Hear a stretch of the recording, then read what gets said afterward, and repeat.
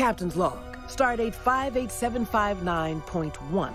The Cerritos is visiting the Federation world Corusconia, an artificial megastructure in a bespoke star system designed by a long-extinct alien species. Welcome, friends, new and old. We're back discussing Star Trek Lower Deck Season 4, Episode 3, this one entitled In the Cradle of Vexilon. Before we continue, there will be spoilers ahead, so consider this your final warning if those aren't your thing. 3, 2, 1, cracking on with the show. So before I get into it, I do want to apologize for the platoon of lawnmowers which have recently been deployed outside. Not too much I can do about that, so if you hear something in the background, that's what that is. But I digress. This episode, In the Cradle of Vexilon, picks up where we left off insofar as the lower deckers have all been promoted to lieutenant junior grade, and the main point or the main through line of this episode are the characters having to deal with those new consequences, I guess, of the promotion. However, Boimler is probably the main point of that. The other ones, Rutherford, Tendi, and Mariner, they're dealing with a C plot on board the Cerritos. The A plot is that the ship has encountered a ring, a halo, a self-contained constructed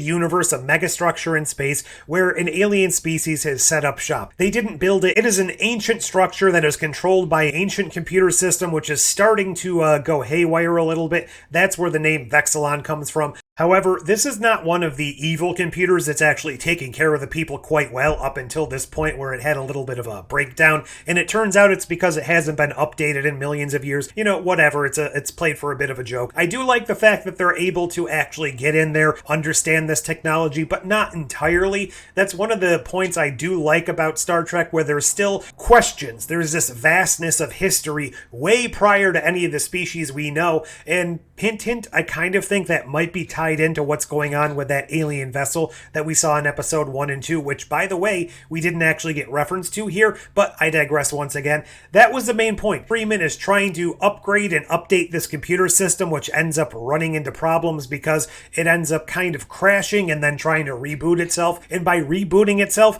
it puts in this regenesis of the ecosystem, I guess, which starts over from scratch with volcanoes and proto-matter and primordial ooze, all those components, so it's basically going to kill everyone in order to restart the ecosystem. That's the real problem they have to deal with, and Boimler is leading his own first away team with T'Lyn at his side, and she kind of gives him this little bit of information which gets him in his own head, and he takes over the entire thing. He's doing everything by himself. He's leading the mission and not allowing any of the other ensigns who, by the way, just last week were peers to him. So now he's dealing with imposter syndrome. He's dealing with the fact that first promoted people tend to have a higher failure rate or a higher mortality rate, so he doesn't want these people to die on his watch. But then everything kind of goes to hell because the planet is, in essence, turning itself into hell. He goes through the whole process of pulling out these volatile little contraptions, only to find out that because of the situation,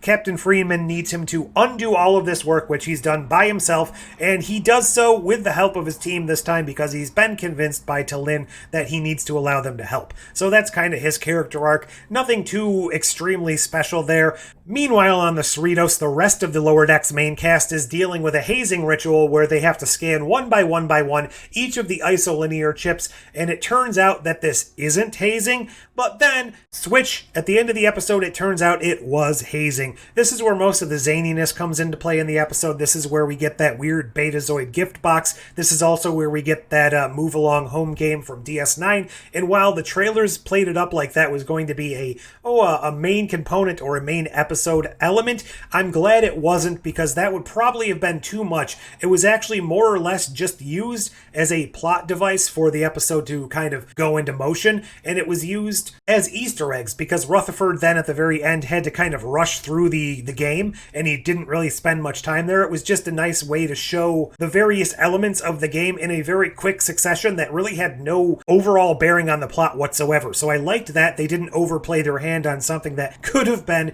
very, very bad. They also used the Betazoid gift box in a weird way, and I'm not entirely sure what they meant by this. Maybe it was just a fun reference. Was that an entire simulated life? Sorry about that.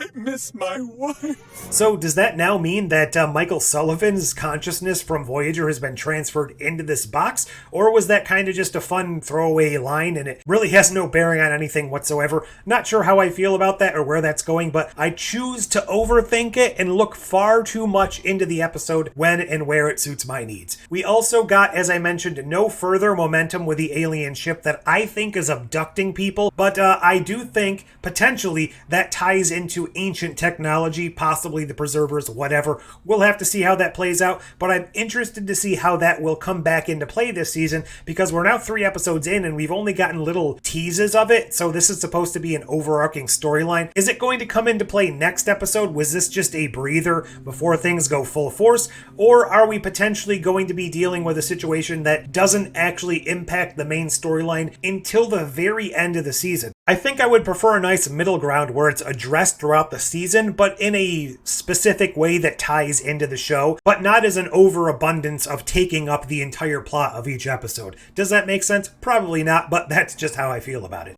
I guess at the end of the day, I don't have too much to say about this episode. It didn't stand out as one of the most amazing ones I've seen. It kind of felt like it grew up and matured along with our characters a little bit. They toned the zaniness down and kind of relegated it mostly to the components with the game on the ship of the Cerritos. However, there were a few over-the-top moments on the planet itself. It just didn't really stand out to me as one of the ultimate episodes of this show, and maybe it's just a breath between episode 1 and 2 before things really hit the fan next episode. The one component that I liked, but I fear may be done too much, and I want to caution it a little bit, is the scene where Boimler technically dies, and he gets to see that big dark mountain, and he gets to see the koala. I liked that they were in kind of a weird Beetlejuice-looking house. That was a fun element, but it does run the risk of having Lower Decks overplay their own jokes and their own references to themselves. I didn't mind it here, but I feel like if they keep bringing these things back and playing them up as more than just little background references, bringing them into the actual fold of the storyline, they do run the risk of really overreaching and overplaying these inside jokes and making them feel less than genuine. If they're actually building up to some overall meaning where maybe we find out at the end of the series this is all a simulation and none of Lower Decks is actually within a real universe, because as you know, I actually think of Lower Decks as a TV show within Star Trek, maybe I'll feel a little bit like it was more genuine. As of now, I don't mind it, but one step further and they do run that risk of overplaying their hand. Those are my thoughts on the episode. Don't have too much to say about it, as you can probably tell, but what did you think? Leave all your comments and your thoughts down below. Like, share, subscribe, do all those fancy YouTube things, but until next time...